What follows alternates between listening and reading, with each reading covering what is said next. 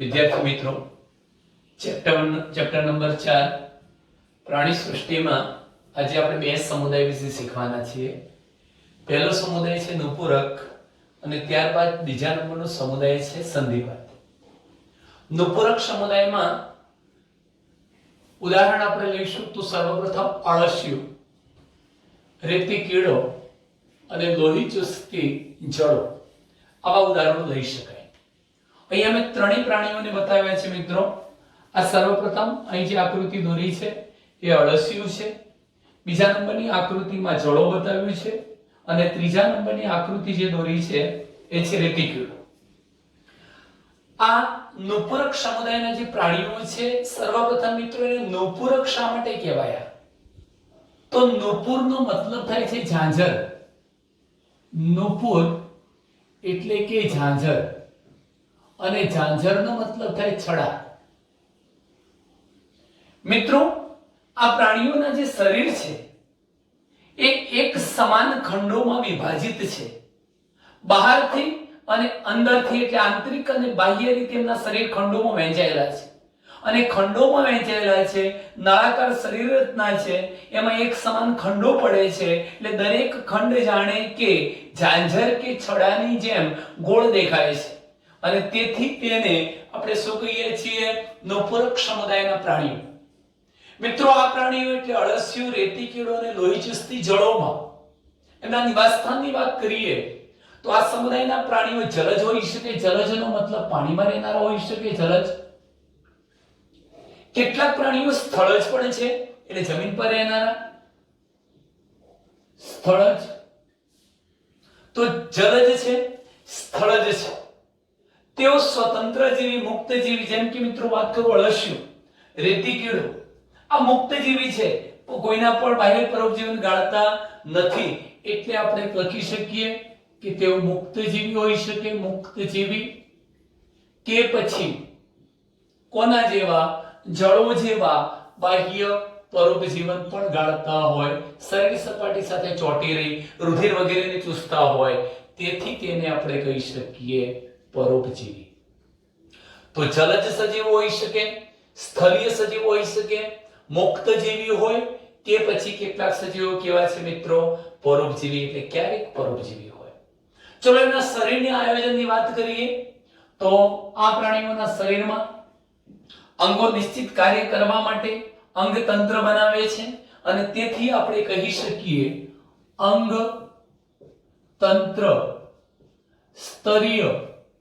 અંગતંત્ર સ્તરીય આયોજન ધરાવતા પ્રાણીઓ છે. અંગતંત્ર સ્તરીય આયોજન ધરાવતા પ્રાણીઓ. આ ઉપરાંત મિત્રો તમે જાણો છો કે તેઓ દ્વિપાર્શ્વ સમમિતિ ધરાવે છે. એમના શરીરને લંબ ધરીએ કાપતા અથવા મધ્ય અક્ષમાંથી પસાર થતી ધરી તેમના શરીરને જમણા અને ડાબા એમ બે ભાગમાં વહેંચી શકે છે. માટે કહીએ દ્વિપાર્શ્વ સમમિતિ ધરાવતા પ્રાણીઓ છે. તેઓના ગર્ભ વિકાસ દરમિયાન 3 ગર્ભસ્તરોની હાજરી હોવાથી તેઓ ત્રિગર્ભ સ્તરીય સજીવો છે અને ઉપરાંત શરીર દિવાલ અને પાચન નળીની વચ્ચે સાચી શરીર ગુહા જોવા મળે છે. માટે આપણે કહી શકીએ દેહકોષ્ઠ ધરાવતા દેહકોષ્ઠી પ્રાણીઓ છે. મિત્રો, આ ટૂંકો પ્રશ્ન યાદ રાખજો કે નુપુરક સમુદાયના પ્રાણીઓથી જ દેહકોષ્ઠની શરૂઆત થાય છે. એટલે સર્વપ્રથમ દેહકોષ્ઠી પ્રાણી સમુદાય કયો બનશે? નુપુરક સમુદાય. તો નુપુરક સમુદાયના પ્રાણીઓ સાચા અર્થમાં દેહકોષ્ઠી પ્રાણીઓ છે.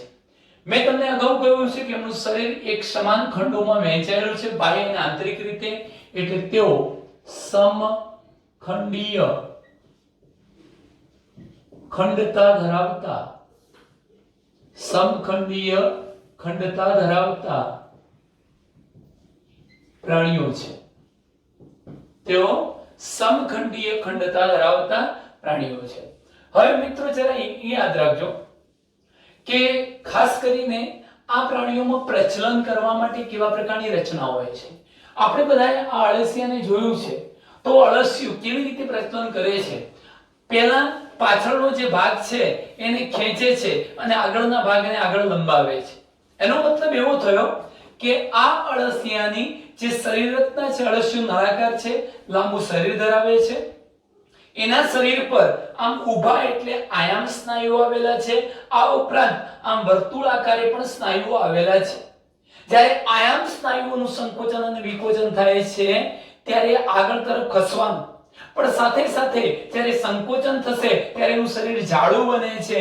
એનો મતલબ એ થયો કે જે વર્તુળી સ્નાયુઓ હતા એ શિથિલન પામે છે અને જ્યારે આમ ખેંચાશે એટલે એનો મતલબ કે આયામ સ્નાયુઓ શું થયા? સંકોચન પામ્યા. આમ ટૂંકમાં એમ કહી શકીએ કે તેઓ આયામ અને વર્તુળી સ્નાયુઓ ધરાવે છે શરીર સપાટી પર અને જે પ્રચલનમાં મદદરૂપ થાય છે. તો આયામ અને વર્તુળી સ્નાયુઓ ધરાવે છે. આ સ્નાયુઓના કારણે તે પ્રચલન એક જગ્યાએથી બીજી જગ્યાએ જઈ શકે છે, પ્રચલન કરી શકે છે. ચલો મિત્રો, ત્યાર પછીના મુદ્દાની ચર્ચા કરીએ છીએ કે રેતી કીડો. તમે અહીં જોઈ શકો છો કે આ રેતી કીડો છે. એની અંદર પ્રચલનનું કાર્ય કરવા માટે કુદરતે અભિચરણ આપેલા છે. આ અભિચરણ પાદનો મતલબ શું? શરીરની નીચેની સપાટીએ બે ઉપાંગો જોડાઈ અને જાણે કે ટીપોઈ જેવી રચના બનાવશે. તમે જોઈ શકો છો, એને અભિચરણ પાદ કહેવાય. પાર્શ્વીય ઉપાંગ પણ કહેવાય. પાર્શ્વ બાજુએથી નીચેની બાજુએ પાર્શ્વ બાજુએથી ઉપાંગો સર્જાય છે જે એને પાણી વગેરેમાં તરવામાં પણ મદદરૂપ બની શકે. તો રેતી કીડામાં અભિચરણ પાદની હાજરી જોવા મળે છે. રેતી કીડામાં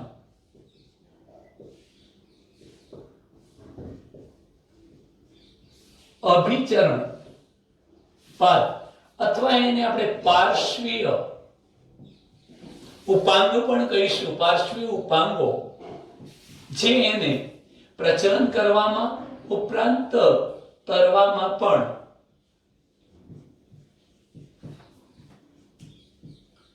મદદરૂપ થઈ શકે. ચલો મિત્રો, ત્યાર પછીની બાબતની વાત કરીએ કે આ પ્રાણી સમુદાયમાં રુધિરાભિસરણ તંત્ર કેવા પ્રકારનું છે.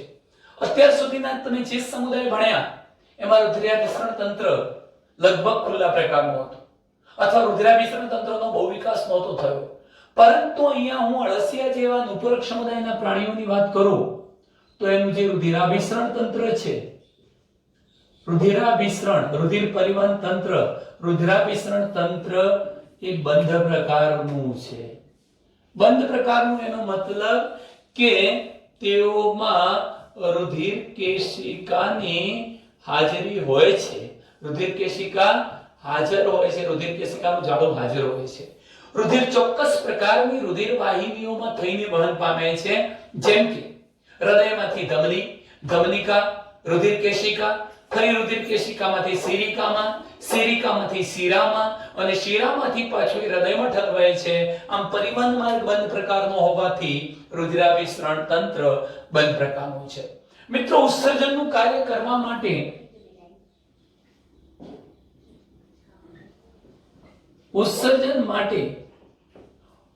જુદા જુદા પ્રકારની ઉત્સર્ગિકાઓની હાજરી આવેલી હોય છે. ઉત્સર્ગિકાઓ ખાસ કરીને તમે જ્યારે પ્રાણીઓની બાહ્યકાર વિદ્યાનો અભ્યાસ કરવાના છો એ વખત તમે અળસિયાનો અભ્યાસ કરવાના છો.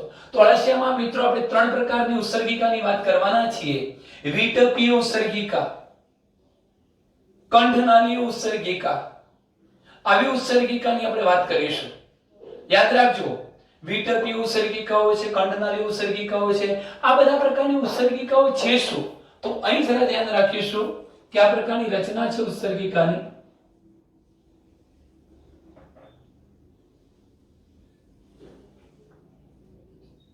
આ પ્રકારની રચના છે અને તે ઉત્સર્ગ દ્રવ્યોને એકત્રિત કરે છે. છેવટે એક છિદ્ર હોય છે જેને આપણે ઉત્સર્ગી છિદ્ર કહીશું. આ ઉત્સર્ગી છિદ્ર ક્યાં ખોલતું હોય તો અળસિયાની શરીર સપાટી પર પણ ખુલી શકે. ત્વચીય ઉત્સર્ગિકા કહેવાશે ને. ત્રણ પ્રકારની ઉત્સર્ગિકામાં ત્વચીય ઉત્સર્ગિકા, વિટપીય ઉત્સર્ગિકા અને કંઠનાલી ઉત્સર્ગિકા. એનો મતલબ કે તે દેહકોષ્ઠ જળ વગેરેમાંથી અથવા શરીરમાં ઉત્પન્ન થતા નકામા ઉત્સર્ગ દ્રવ્યો છે એને એકત્રિત કરશે. એકત્રિત કરીને આ ઉત્સર્ગ નલિકા મારફતે આ જે ઉત્સર્ગ છિદ્ર છે ત્યાં થઈને કાં તો એ શરીરની સપાટી પર એને મુક્ત કરી દેશે, કાં તો પછી પાચન માર્ગના પોલાણમાં મુક્ત કરશે, જેથી મળદ્વાર મારફતે દૂર થઈ શકે. તો ઉત્સર્જનનું કાર્ય કરવા માટે તેઓની અંદર ઉત્સર્ગિકાઓની હાજરી હોય છે. આ ઉત્સર્ગિકાઓ આશ્રુતિ નિયમનનું પણ કાર્ય કરે છે. ઉત્સર્જન તો કાર્ય કરે, પણ આશ્રુતિ નિયમન, પાણીનું અને ક્ષારનું પ્રમાણ જાળવી રાખવું, આશ્રુતિ નિયમનનું પણ કાર્ય કરી શકે. હવે મિત્રો આપણે ચેતાતંત્રની વાત કરીએ છીએ. ચેતાતંત્ર આ સમજવા જેવો મુદ્દો છે. ચેતાતંત્ર પહેલા હું વિધાન લખી દઉં છું કે ચેતાતંત્ર શાનું બનેલું છે મિત્રો. તો ચેતાતંત્રની રચનામાં એક જોડ ચેતાકંદો શું આવેલું હોય છે? એક જોડ ચેતાકંદો પાર્શ્વીય ચેતાઓ દ્વારા બેવડા વક્ષ ચેતારજ્જુ સાથે જોડાયેલી હોય છે. એક જોડ ચેતાકંદો કોના દ્વારા? પાર્શ્વીય ચેતાઓ દ્વારા. કઈ બાજુએ? વક્ષ બાજુએ રહેલું જે વક્ષ ચેતારજ્જુ છે, વક્ષ ચેતારજ્જુ સાથે જોડાયેલી હોય છે. આનો અર્થ શું થાય? આપણે એને આકૃતિમાં સમજીએ, જરા ધ્યાનથી સમજજો. કે ધારો કે હું સિમ્બોલિક ફિગર દોરું છું. આ અળસિયાના પાચન માર્ગની કંઠનળી છે. તો કંઠનળીની ઉપર અહીંયા આ એક ચેતાકંદ, આ બીજો ચેતાકંદ. મિત્રો ચેતાકંદ એટલે શું? ચેતાકોષોનો સમૂહ. તો આ એક ચેતાકંદ, બીજો ચેતાકંદ, જેને મારે કહેવું કંઠનળીની ઉપર છે એટલે ઉપરી કંઠનળીય ચેતાકંદ પણ કહેવાય. એને શું નામ આપી શકાય? નામ આપવું હોય તો કંઠનળીની ઉપર છે માટે ઉપરી કંઠનાલીય શું આવેલું છે? ચેતાકંદ. એટલે ઉપરી કંઠનાલીય ચેતાકંદ પણ કહી શકાય અને મગજ પણ કહી શકાય. ઉપરી કંઠનાલીય ચેતાકંદ અથવા મગજ. તો જુઓ, એક જોડ ચેતાકંદો થઈ ગયા. હવે શું? એ પાર્શ્વીય ચેતાઓ. પાર્શ્વીય ચેતાનો મતલબ કે કંઠનળીની બંને પાર્શ્વ બાજુએથી પસાર થતી આ ચેતા, જેને નામ આપવું હોય પરિકંઠનાલીય. ધારો કે મિત્રો આ રીતે આ ચેતાકંદ છે, બેવડો ચેતાકંદ એક જોડ, એમાંથી નીકળતી આ 1 અને 2 ક્યાં આવેલી છે? કંઠનળીની આજુબાજુથી પસાર થાય છે, એટલે એને પરિકંઠનાલીય કહી શકાય. શું કહી શકાય? પરિકંઠનાલીય યોજી. આ પરિકંઠનાલીય યોજી શું કરે છે? નીચેની બાજુ આવશે, કંઠનળીની વક્ષ બાજુએ, નીચેની બાજુએ, અને ત્યાં ફરી પાછી આવો એક જોડ ચેતાકંદ આવેલો છે મિત્રો, એની સાથે જોડાઈ જાય છે. આ જે નીચેનો ચેતાકંદ છે એ શું બનાવે છે? વક્ષ ચેતારજ્જુ. કેવી રીતે બનાવે છે? અળસિયાના શરીરના જેટલા ખંડો હતા એ ખંડોની અંદર આ રીતે જોડમાં રહેલા બધા ચેતાકંદો વક્ષ બાજુએ ગોઠવાઈ જઈને વક્ષ ચેતારજ્જુ બનાવે છે. એને સાંકળતા આ પ્રકારના ચેતાસૂત્રો છે મિત્રો, ચેતાસૂત્રો છે. અને હવે તમને કહી દઉં કે દરેક ખંડમાં સંવેદનાને લઈ જવા માટે કે ગ્રહણ કરવા માટે ત્યાં પ્રકારની ચેતાઓ આવેલી હશે. હવે તમે સ્પષ્ટ રીતે સમજી જઈ શકશો જો હું બતાવું તમને આ પ્રકારની સ્થિતિ. ચલો, આ સમગ્ર અળસિયાનું ચેતાતંત્ર થયું. તમે જોઈ શકો છો ચેતાતંત્ર એક જોડ ચેતાકંદોનું બનેલું છે. એક જોડ ચેતાકંદ, અહીં પણ એક જોડ ચેતાકંદોનું બનેલું છે. તે પાર્શ્વીય ચેતાઓ દ્વારા, તમે આને પણ પાર્શ્વીય ચેતાઓ કહી શકો અને આ પણ પાર્શ્વીય ચેતાઓ છે. એની સાથે આ વક્ષ, જો આ પૃષ્ઠ બાજુ કહેવાય, આની નીચે વક્ષ બાજુ. વક્ષ બાજુ આખો ચેતારજ્જુ આવેલું છે. આ વક્ષ બાજુ આવેલા ચેતારજ્જુ સાથે જોડાયેલી હોય છે. તો એક જોડ ચેતાકંદો પાર્શ્વીય ચેતાઓ દ્વારા વક્ષ બાજુએ આવેલા ચેતારજ્જુ સાથે જોડાય છે. આ પ્રકારનું ચેતાતંત્ર બને છે. બીજી રીતે તમારે કહેવું છે તો એમ પણ કહી શકો કે અળસિયાના ચેતાતંત્રમાં કંઠનળીની ઉપરની બાજુએ એક જોડ ચેતાકંદ આવેલા છે. કંઠળીની નીચેની બાજુ પણ એક જોડ ચેતાકંદો છે, જેને આને કેવું હતું ઉપરી કંઠનાળીય ચેતાકંદ, અને આને કહીશું આપણે અધોકંઠનાળીય ચેતાકંદ. એમાંથી વક્ષ ચેતારજ્જુનું નિર્માણ થાય છે. દરેક ખંડની અંદર એક જોડ ચેતાકંદ આવેલો છે, અને આ ચેતાકંદોમાંથી પાર્શ્વીય ચેતાઓ પણ નિર્માણ પામતી હોય છે. તો આ પ્રકારનું ચેતાતંત્ર અળસિયાની અંદર જોવા મળશે. મિત્રો, રેતી કીડા જેવા જે જલજ પાણીમાં રહેતા સ્વરૂપો છે એ દ્વિગૃહી એટલે એકલિંગી છે. તો હું અહીંયા લખીશ રેતી કીડા જેવા જલજ સજીવો એકલિંગી છે. એકલિંગી એનો મતલબ કે એમાં નર પ્રાણી અને માદા પ્રાણી કેવું હોય જુદું. ઘર કેટલા થયા? 2. એટલે એવા પ્રાણીને આપણે દ્વિગૃહી પ્રાણી તરીકે પણ ઓળખાવી શકીએ. શું કહીશું? દ્વિગૃહી પ્રાણી તરીકે ઓળખાવીશું. ચલો, એ રીતે આ ઉપરાંત તમે જાણો છો કે અળસિયું જે પોતાના જીવનકાળ દરમિયાન શુક્રકોષો અને અંડકોષો બંને ઉત્પન્ન કરે છે. એવી રીતે હું જળો પણ લઈ શકું. તો અળસિયા અને જળા જેવા પ્રાણીઓ જે છે એ દ્વિલિંગી છે, ઉભયલિંગી. દ્વિલિંગી અથવા ઉભયલિંગીનો મતલબ એ થશે કે તેઓ પોતાના જીવનકાળ દરમિયાન નરજન્યુઓ પણ ઉત્પન્ન કરશે, માદા જન્યુઓ પણ ઉત્પન્ન કરશે. ટૂંકમાં એક જ પ્રાણી છે એટલે આને આપણે એક ગુહી પ્રાણી તરીકે ઓળખાવીશું. તો મિત્રો, આ ખાસ કરીને આ પ્રાણીઓ કયા પ્રકારનું પ્રજનન કરતા જોવા મળે છે? લિંગી એટલે નર અને માદા જન્યુના જોડાણ દ્વારા તેઓમાં લિંગી પ્રજનન થતો જોવા મળે છે. એકવાર ફરી રિવિઝન કરી દઈશું. સમુદાય છે નૂપુરક, એમાં અળસિયું, રેતી કીડો અને લોહી ચૂસતી જળોનો સમાવેશ થાય છે. એને શા માટે નૂપુર કહેવાયું? શરીર સરખા ખંડોમાં વહેંચાયેલું છે. દરેક ખંડ ગોળાકાર છડાની જેમ દેખાય છે, ઝાઝરની જેમ, એટલે એને નૂપુરક કહેવાય. તેઓમાંના કેટલાક પ્રાણી જલજમાં રહે છે, પાણીમાં રહે છે એટલે જલજ છે. કેટલાક સ્થળજ છે, મુક્તજીવી એટલે સ્વતંત્ર જીવી છે, કાં તો બાહ્ય પરોપજીવન ગુજારતા હોય છે. અંગતંત્ર જોવા મળે છે, અને અંગતંત્ર સ્તરીય આયોજન ધરાવતા, દ્વિપાર્શ્વ સમિતિવાળા, 3 ગર્ભસ્તરોની હાજરી, સાચું દેહકોષ્ઠ જોવા મળે છે. સમખંડીય ખંડતા ધરાવતા પ્રાણીઓ છે. એમના શરીર પર આયામ અને વર્તુળી સ્નાયુઓની હાજરીના કારણે તેઓ પ્રચલન કરી શકે છે. રેતી કીડામાં પ્રજનન કરવા માટે અભિચરણ પાદ આવેલા છે, જેને પાર્શ્વીય ઉપાંગો કહી શકાય. તરવામાં પણ મદદરૂપ બને છે. રુધિરાભિસરણ તંત્ર બંધ પ્રકારનું છે, એટલે રુધિર કેશિકાઓની હાજરી જોવા મળે છે. ઉત્સર્જન માટે ઉત્સર્ગિકાઓ જોવા મળશે, જે આશ્રુતિ નિયમોનું પણ કાર્ય કરે છે. ચેતાતંત્રમાં એક જોડ ચેતાકંદો પાર્શ્વીય ચેતાઓ દ્વારા વક્ષ ચેતારજ્જુ સાથે જોડાયેલી હોય છે. રેતી કીડા જેવા જળ સજીવો દ્વિગૃહી છે, એટલે એકલિંગી પ્રાણી છે, અને અળસિયું અને જળો દ્વિલિંગી એટલે કે ઉભયલિંગી પ્રાણી છે. તેઓ એકગૃહી પ્રાણી છે, અને આ પ્રાણીઓની અંદર લિંગી પ્રજનન જોવા મળે છે. ચાલો મિત્રો, હવે આપણે બીજા સમુદાયની ચર્ચા કરીએ છીએ, સંધિપાદ. બીજા સમુદાયની આપણે વાત કરીએ છીએ, જેનું નામ છે સંધિપાદ સમુદાય. મિત્રો, સંધિપાદ સમુદાય એ મોટામાં મોટું પ્રાણી સમુદાય છે. અહીંયા એક શબ્દ લખું છું કે મોટામાં મોટો પ્રાણી સમુદાય એ સંધિપાદ સમુદાય છે. એમ કહી શકાય કે વિશ્વમાં જોવા મળતા પ્રાણીઓ પૈકી લગભગ 2/3 જેટલા ભાગના ફક્ત સંધિપાદ સમુદાયના પ્રાણીઓ છે.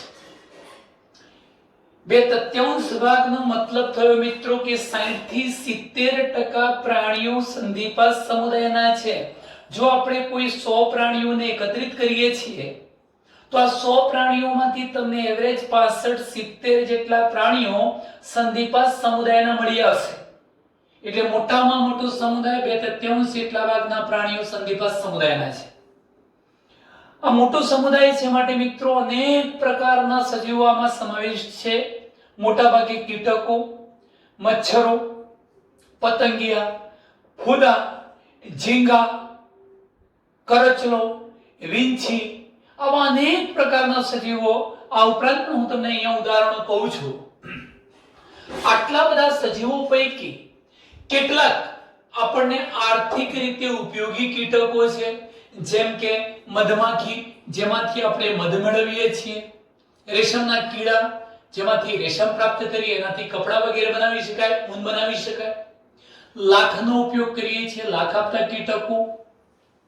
ચલો, રોગોના વાહકો તરીકે કોણ કોણ છે જેનાથી રોગ ફેલાય છે? એનાફિલિસ, માદા એનાફિલિસ મચ્છર, ક્યુલેક્સ ફેટીજન, તમે ઓળખો છો ક્યુલેક્સ, આ નામ સાંભળેલું છે, એડિસ જેવા મચ્છરો, આ બધા રોગ વાહકો તરીકે છે, એ પણ સંધિપાત સમુદાયના પ્રાણીઓ છે.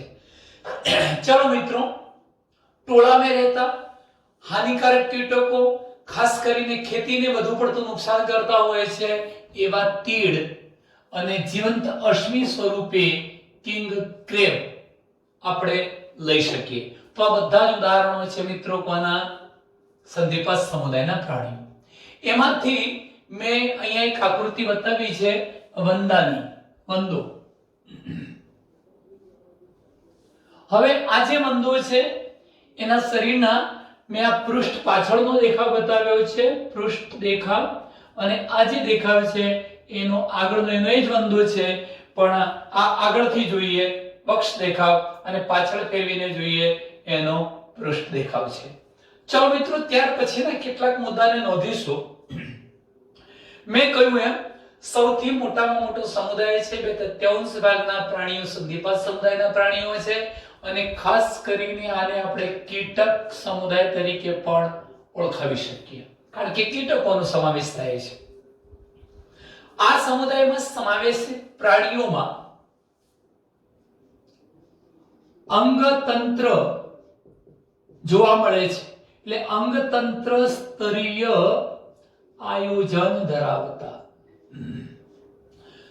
જુદા જુદા અંગતંત્રો છે, પાચન તંત્ર, શ્વસન તંત્ર, ઉત્સર્જન તંત્ર, એ રીતે આપણે અંગતંત્ર સ્તરીય આયોજન ધરાવતા પ્રાણીઓ કહીશું.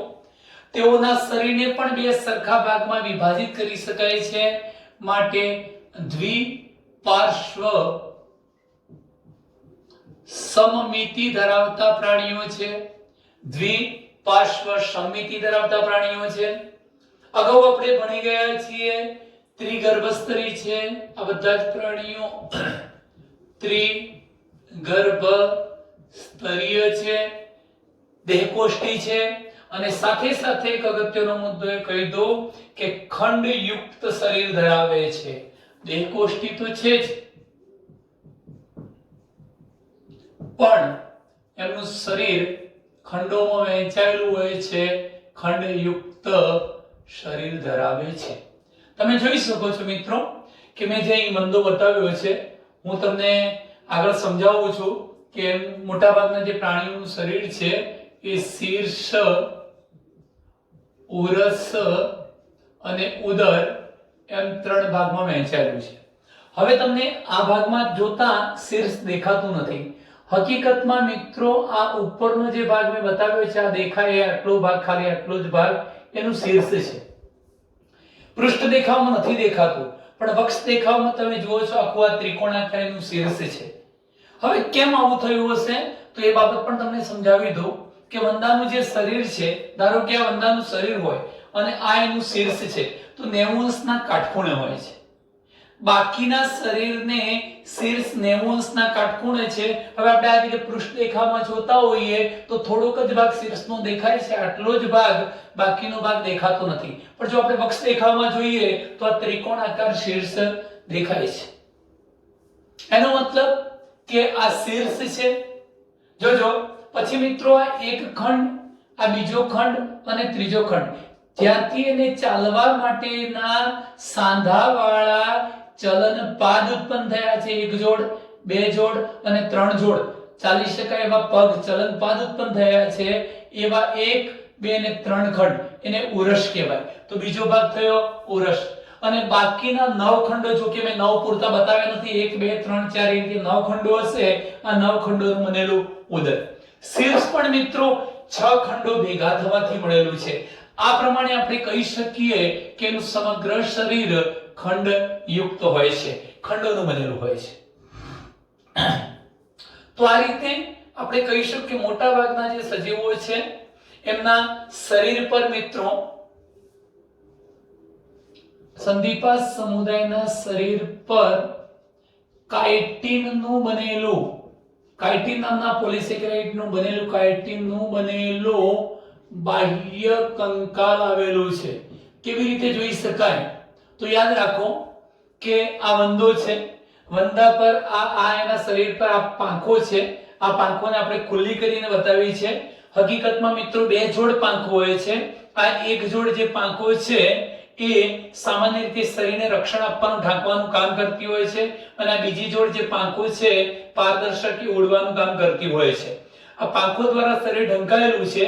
જો આપણે આ પાંખોને દૂર કરીને જોઈએ તો આ દરેક ખંડ પર જાણે કે પ્લાસ્ટિકના આપણે નાના નાના ટુકડા મૂક્યા હોય એવું આપણને દેખાય છે. એ ખરેખર પ્લાસ્ટિકની આ જે તકતીઓ છે એ કાઇટિનની બનેલી છે. એનો મતલબ કે એના શરીર પર બહાર જુઓ તોય અને વક્ષ બાજુએ જુઓ તો અહીં દરેક ખંડ પર કાઇટિનની બનેલી તકતીઓ સ્વરૂપનું પોલિસેકેરાઇડનું બનેલું આખું બહિર્કંકાલ આવેલું હોય છે. તો ટૂંકમાં શરીર પર કાઇટિનનું બનેલું બાહ્ય કંકાલ જોવા મળે છે. મેં તમને એમ કહ્યું કે સંધિપાદ સમુદાયના જે પ્રાણીઓ છે એમનું શરીર કયા ત્રણ ભાગોમાં વહેંચાયેલું છે? શીર્ષ, ઉરસ પ્રદેશ.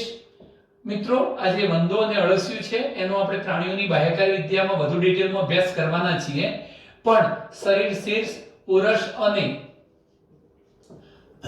ઉદર એમ ત્રણ ભાગોમાં વિભાજિત છે.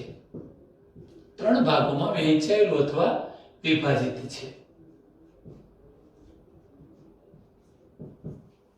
ચલો ત્યાર પછીના મુદ્દાની ચર્ચા કરીએ તો આ પ્રાણીઓની અંદર કુદરતે વક્ષ બાજુએ, જો આ પૃષ્ઠ બાજુ નથી દેખાતા, છે તો ખરા પગ, ચલનપાદ છે તો ખરા, પણ છે ખરેખર નિર્માણ ક્યાંથી પામે છે? વક્ષ બાજુએથી. વક્ષમાં એ ક્યાંથી? ઉરસમાંથી. ઉરસના પ્રથમ ખંડ, બીજા ખંડ અને ત્રીજા ખંડમાંથી એક એક જોડ, એમ કુલ 3 જોડ એટલે કે 6 ચલનપાદ વંદામાં છે. બીજા બધા પ્રાણીઓમાં ઘણા બધા હોઈ શકે, પણ મિત્રો હું જો વંદાની વાત કરું તો અત્યારે તમને કેટલા દેખાય છે? 6 જોડ ચલનપાદ. એ સાંધાવાળા છે. કેમ સાંધાવાળા? કક્ષ, અર્બુદ, કીટગુલ્ફ આવા બધા જુદા જુદા ભાગો છે, એમની વચ્ચે સાંધાઓ છે, સાંધાવાળા ઉપાંગો ધરાવતા. એટલે ટૂંકમાં આ પ્રાણીઓ સાંધાવાળા ઉપાંગો ધરાવે છે અને તેથી જ તો તેને આપણે સંધિપાદ સમુદાયના પ્રાણીઓ કહીશું. મિત્રો આપણે એના શ્વસનની વાત કરીએ તો શ્વસનનું કાર્ય કરવા માટે સંધિપાદ સમુદાયના જુદા જુદા પ્રાણીઓમાં કુદરતે જુદી જુદી રચનાઓ આપી છે. કયા કયા શ્વસનાંગો હોઈ શકે શ્વસનનું કાર્ય કરવા? ઓક્સિજન મેળવવા માટે, કાર્બન ડાયોક્સાઇડને ગુમાવવા માટેના અંગો એટલે શ્વસનાંગો. તો કેટલાક પ્રાણીઓમાં શ્વસનાંગ તરીકે ઝાલરો આવેલી છે. ઝાલરો દ્વારા શ્વસન કરશે. તો સંધિપાદ સમુદાયના કેટલાક પ્રાણીઓમાં ઝાલર પોથી આવેલી હશે મિત્રો. ઝાલરો અને ઝાલર પોથી. ઝાલરો, ઝાલર પોથી. કેટલાક સંધિપાદ સમુદાયના પ્રાણીઓમાં ફેફસા પોથી, હવા ભરાયેલી એવી કોથળીઓ નાની નાની, જેને આપણે ફેફસા પોથી તરીકે પણ ઓળખી શકીશું. અને વંદા જેવા સંધિપાદ સમુદાયના પ્રાણીઓમાં આખા શ્વસનાંગોમાં શ્વસન નલિકા તંત્ર આવેલું છે. નાની નાની નળીઓ, નાની નાની જે શ્વસન નલિકાઓ હતી, શાખાઓ હતી એ આવેલી છે મિત્રો. તો આપણે કહી શકીએ શાખિત શ્વસન નલિકાઓ આવેલી છે, જે દરેકે દરેક કોષ સુધી પહોંચેલી હોય શ્વસન નલિકાઓ. ટૂંકમાં સંધિપાદ સમુદાયના પ્રાણીઓમાં શ્વસનાંગ તરીકે ઝાલરો હોઈ શકે, કેટલાકમાં ઝાલર પોથી, કેટલાકમાં ફેફસા પોથી, કેટલાકમાં શ્વસન નલિકા અથવા શ્વસન નલિકા તંત્ર આવેલું છે એવું કહી શકાય. ચાલો મિત્રો ત્યાર પછી એનું રુધિરાભિસરણ તંત્ર કેવા પ્રકારનું છે?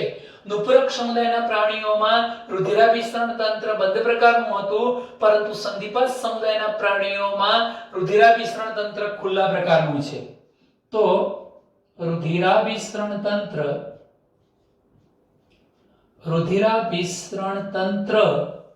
એટલે રુધિર પરિવહન તંત્ર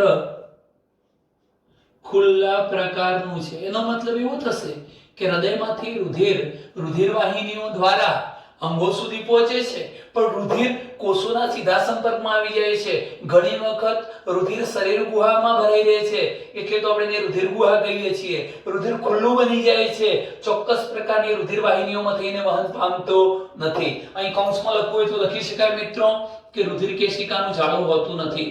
રુધિર કેશિકાઓનો અભાવ, રુધિર કેશિકાઓનો અભાવ હોય છે અને તેથી જ રુધિરાભિસરણ તંત્ર ખુલ્લા પ્રકારનું થવાનું. જુદા જુદા પ્રકારની સંવેદનાને ગ્રહણ કરવા માટે જો મિત્રો તમે જોઈ શકો છો આ એન્ટેના સ્પર્શકો છે, સંવેદનાને ગ્રહણ કરશે તો સ્પર્શકો, પછી જોવાની સંવેદનાને ગ્રહણ કરવા માટેની આંખો હોય, સમતોલન જાળવતું એક અંગ છે જેને આપણે સ્થિત કોષ્ઠ કહીશું, ઉડતી વખતે પડી ના જાય, એનું બેલેન્સ ના બગડે, સમતોલન જાળવતું અંગ, સમતોલક અંગ તરીકે કોણ સ્થિત કોષ્ઠ આવેલું છે. તો અહીંયા હું લખીશ મિત્રો અહીંયા સંવેદાંગો, સંવેદનાને ગ્રહણ કરતા અંગો સંવેદાંગો તરીકે શું આવેલું છે? તો સંવેદાંગોમાં મેં કહ્યું એમ સ્પર્શકો છે, સંવેદનાને ગ્રહણ કરતા અંગ તરીકે આંખો છે, આંખો, સંવેદનાને ગ્રહણ કરતા અંગ તરીકે સ્થિત કોષ્ઠ છે. આ સ્થિત કોષ્ઠ ખાસ કરીને શરીરનું સમતોલન જાળવવાનું કાર્ય કરે છે. સમતોલન જાળવતું અંગ, સમતોલન અંગ પણ કહીશું, સમતોલન જાળવતા અંગ તરીકે તે વર્તે છે. હવે મિત્રો આવશે ટોપિક ઉત્સર્જનનો. આ પ્રાણી ઉત્સર્જન કોના દ્વારા કરે છે? તો ઉત્સર્જનનું કાર્ય એટલે નકામા પદાર્થોનો નિકાલ કરવો છે.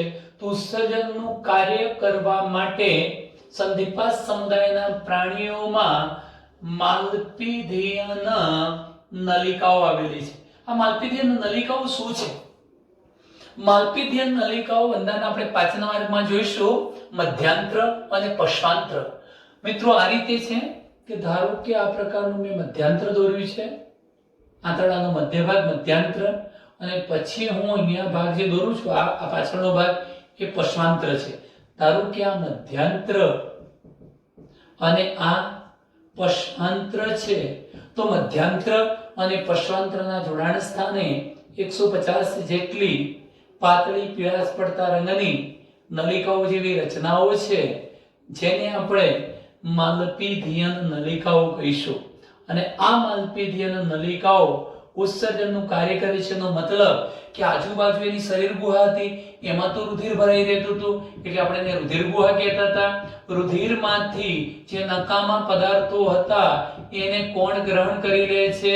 આ માલપીધેયન નલિકાઓ ગ્રહણ કરી પાચન માર્ગના પોલાણ મારફતે એને શરીરની બહાર ઠાલવાનું કામ કરે છે. તો ઉત્સર્જનનું કાર્ય કરવા માટે તેમનામાં માલપીધેયન નલિકાઓ આવેલી હોય છે. હવે પ્રજનનની વાત કરવી છે એ પહેલા પ્રાણીઓ કેવા છે, એકલિંગી કે ઉભયલિંગી?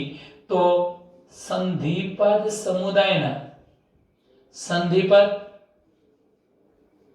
સમુદાયના પ્રાણીઓ એકલિંગી છે. એકલિંગીનો મતલબ નર અને માદા પ્રાણી અલગ અલગ આપણી જેમ એક જ પ્રાણી કઈ બંને તરીકે વર્તી શકે નહીં. એકલિંગી પ્રાણીઓ એટલે ટૂંકમાં નરે અલગ માદાએ અલગ, દ્વિગૃહી કહી શકાય, દ્વિગૃહી સજીવો છે. ચાલો આપણે ફલન વગેરેની વાત કરીએ તો ફલન ક્યાં થાય છે? માદા પ્રાણીના શરીરની અંદર, એટલે અંતઃફલન એવું આપણે કહી શકીએ. અંતઃફલનની ઘટના જોવા મળે છે મિત્રો. મોટા ભાગે સંધિપાદ સમુદાયના પ્રાણીઓ ઈંડા મૂકતા હોય છે, એટલે અંતઃફલન દર્શાવતા અને અંડપ્રસવી ઈંડા મૂકનારા કહીશું, ઈંડા મૂકનારા. જો મારે ગર્ભ વિકાસની વાત કરવી છે તો એમનો જે ગર્ભ વિકાસ છે એ કેટલાક સજીવોમાં પ્રત્યક્ષ પ્રકારનો, તો કેટલાક સજીવોમાં પરોક્ષ પ્રકારનો. એનો મતલબ કે ઈંડામાંથી બહાર આવતું જે બાળ પ્રાણી છે એની જાતિ જેવું દેખાશે તો ગર્ભ વિકાસ પ્રત્યક્ષ, અને જાતિ જેવું ન દેખાતું હોય અને અલગ પ્રકારનું દેખાય પછી પોતાના શરીરમાં ધીમે ધીમે ફેરફાર કરી પોતાની જાતિ જેવું બનશે તો ગર્ભ વિકાસ કેવા પ્રકારનો કહેવાશે? પરોક્ષ પ્રકારનો ગર્ભ વિકાસ કહેવાશે. મિત્રો હું એકવાર ફરી આટલા ટોપિકનું રિવિઝન કરી લઉં છું. સંધિપાદ સમુદાયને આપણે પૂરું કરીએ છીએ. જુઓ કે આર્થિક ઉપયોગી કીટકોમાં મધમાખી, રેશમના કીડા, લાખ આપતા કીટકો, રોગવાહકો તરીકે માદા એનાફિલિસ મચ્છર, ક્યુલેક્સ પેટિજન, ક્યુલેક્સ વાઇવેસ જેવા, એડિસ જેવા મચ્છરો, ટોળામાં રહેતા હાનિકારક કીટકોમાં તીડ, જીવંત અશ્મિમાં કિંગ ક્રેબ. મોટામાં મોટો પ્રાણી સમુદાય છે. 2/3 ભાગના પ્રાણીઓ સંધિપાદ સમુદાયના પ્રાણીઓ છે. તેઓ કીટક તરીકે ઓળખાય છે. આ પ્રાણીઓમાં અંગતંત્ર સ્તરીય આયોજન જોવા મળે, દ્વિપાર્શ્વ સમમિતિ, 3 ગર્ભસ્તરોની હાજરી, 2 કોષની હાજરી, શરીર ખંડયુક્ત હોય છે. શરીર પર કાઇટનું બનેલું બહિર્કંકાલ અથવા બાહ્યકંકાલ આવેલું હોય છે. શરીર શીર્ષ, ઉરસ અને ઉદર એમ 3 ભાગમાં વહેંચાયેલું હોય છે. તેઓ સાંધાવાળા ઉપાંગો ધરાવે છે. શ્વસન અંગોમાં કેટલાકની અંદર ઝાલર, કેટલાકમાં ઝાલરપોથી, કેટલાકમાં ફેફસાપોથી અને કેટલાકમાં શ્વસન નલિકા તંત્ર જોવા મળે છે. રુધિરાભિસરણ તંત્ર ખુલ્લા પ્રકારનું છે, કારણ કે રુધિર કેશિકાઓનો અભાવ હોય છે. સંવેદના ગ્રહણ કરતા અંગોમાં સ્પર્શકો, આંખો, સ્થિત કોષનો સમાવેશ થાય છે. આ સ્થિત કોષને સંતુલન અંગ તરીકે પણ ઓળખવામાં આવે છે. ઉત્સર્જનનું કાર્ય કરવા માટે માલપેશી અને નલિકાઓ આવેલી હોય છે. અંતઃફલન દર્શાવતા પ્રાણીઓ છે. સંધિપાદીઓ એકલિંગી છે, એટલે દ્વિગૃહી પ્રાણી કહી શકાય. ઈંડા મૂકે છે, અંડપ્રસ્વી છે અને ગર્ભ વિકાસ કેટલાકમાં પ્રત્યક્ષ તો કેટલાકમાં પરોક્ષ પ્રકારનો ગર્ભ વિકાસ જોવા મળે છે. આપણે આટલે અટકીશું મિત્રો. અસ્તુ.